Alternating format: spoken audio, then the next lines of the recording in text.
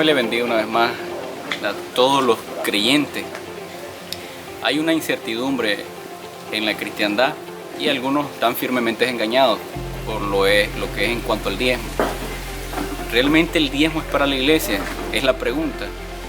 Brevemente quiero abordar sobre el diezmo y ustedes se den a la tarea de examinar realmente si el diezmo está vigente para la iglesia, debe ser practicado en la iglesia. Y esto es más dado en las iglesias que le llamamos tradicionales, pentecostales, y en otras iglesias de líneas arminianas, pero también lamentablemente es de alguna manera apoyado por las iglesias que predican las doctrinas de la gracia. Y esto porque de alguna manera ellos tienen la necesidad de percibir algún ingreso para sostener su ministerio, para sostenerse ellos mismos, realmente sin entender lo que Dios ha establecido para los que son llamados al ministerio, qué es lo que Dios demanda de cada persona que realmente entiende que ha sido llamado verticalmente, que Dios le ha hecho este llamado a ellos, y su dependencia debe estar totalmente puesta en Dios y confiar de esa manera ciega en Dios. Malaquías capítulo 3:10 es un versículo utilizado como estandarte por muchas iglesias. Traer los diezmos al alfolí, probadme en esto, dice el Señor, traer los diezmos al alfolí y hay alimento en mi casa. A ver si yo no abro la ventana de los cielos y derramo una bendición hasta que sobreabunde. Y es un texto que también acaricia la avaricia del ser humano. Y esto hace que muchos deseen o se aferren a este pasaje, creyendo realmente que Dios está en obligación de cumplir fielmente y de retribuirle a ellos por su diezmo. Pero déjeme decirle que Malaquías 3:10 es exclusivamente para una nación.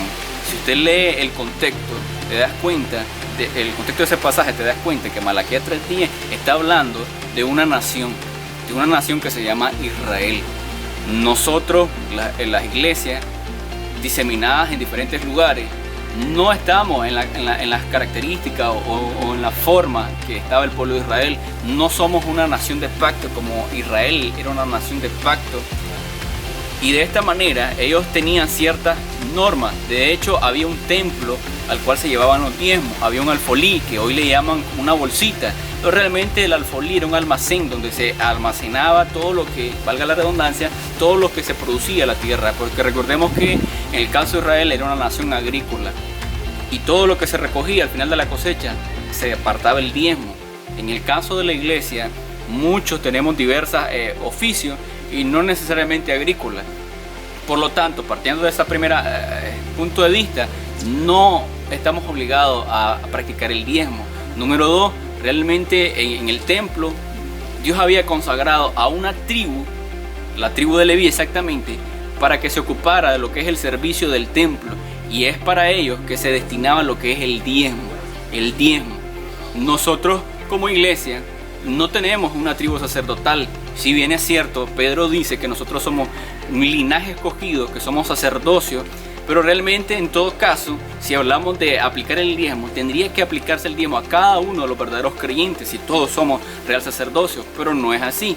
Si miramos realmente cómo es que se aplica en la actualidad en las iglesias modernas el diezmo, no tiene nada que ver la forma en que se practicaba o lo practicaba el pueblo de Israel. Desde este punto de vista hay un contraste totalmente y no sería obligatorio, no es obligatorio para la iglesia actual o la iglesia de Cristo practicar este tipo de ritos o requisitos que pertenecen a un pueblo y era de ley para ellos. Y de hecho podemos ver que cuando el pueblo de Israel no cumplía con este requisito, realmente y literalmente la maldición llegaba. Dios cerraba la ventana de los cielos y no derramaba su lluvia, no había cultivo y llegaba la desgracia a esa nación. Pero si somos sinceros, nos damos cuenta que aunque se predica mucho y se hace énfasis en el diezmo, muchos de los creyentes no son fieles diezmadores y fallan a la hora de dar su diezmo. Si esto fuera como la ley, entonces cada una de las personas que no diezman tendrían que sufrir las consecuencias, la maldición de Dios estaría sobre su vida. Y miramos que realmente no es cierto. Realmente hay personas, inclusive gente que cree en el diezmo, que no son parte de una congregación, pero que realmente le va bien. Y no precisamente por estar diezmando. Entonces no es una regla que las iglesias deban practicar el diezmo. Ahora, si nosotros miramos en el caso de Deuteronomio capítulo 14 y el versículo 28, el diezmo se daba No como lo piden hoy los predicadores, quincenal o de acuerdo al pago que te están dando, semanal o mensual. Realmente el diezmo se practicaba trianual o anual. Y solo piensen estos predicadores, si tendrían que practicarlo de la manera muy apegada a las escrituras, ellos tendrían que recibir un diezmo de productos básicos y tendría que ser anual o trianual.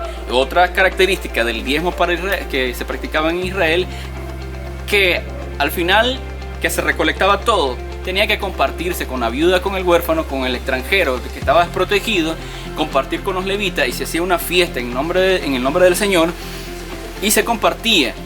Pero no miramos esto realmente en las iglesias. Estos pseudo apóstoles no comparten lo que reciben con la iglesia de Dios, o con los miembros de sus congregaciones. No lo comparten, no lo hacen. Si los pueden imprimir más, mejor para ellos, pero realmente no están interesados, ni siquiera se dan a la tarea de examinar cuáles de las personas o los miembros que están en las congregaciones tienen una necesidad real.